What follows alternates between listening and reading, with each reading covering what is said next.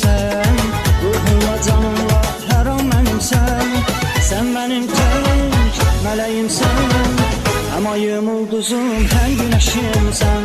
Sən mənim tək mələyimsən, həm ayım ulduzum, həm günəşimsən.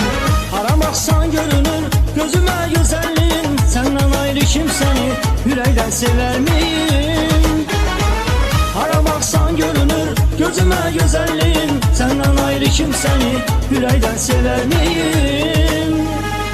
Gözəlim sən mənim öz ürəyimsən, mələyimsən mənim hər diləyimsən. Gözəlim sən mənim öz ürəyimsən, mələyimsən mənim hər diləyimsən. Mələyimsən, ürəyimsən, həm ayım ulduzum, həm günəşimsən.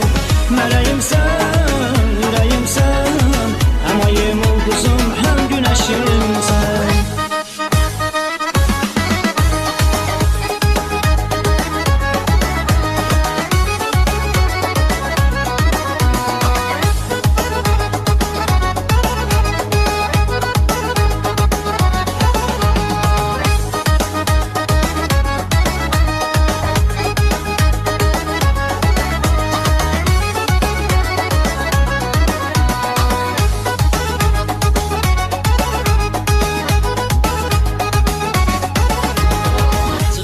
Yadımdan qara gözlərin, nur saçan gülüşün, şirin sözlərin.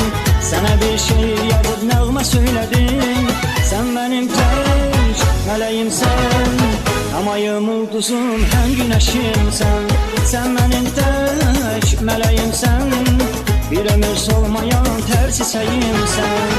Hara baxsan görünür gözümə gözəlliyin, səndən ayrı kimsəni ürəkdən sevər miyim? Hara baxsan görünür gözümə gözəlliyin, səndən ayrı kimsəni ürəkdən sevər miyim? Gözəlim sən mənim öz ürəyimsən, mələyimsən mənim hər diləyimsən. Gözəlim sən mənim öz ürəyimsən, mələyimsən mənim hər diləyimsən.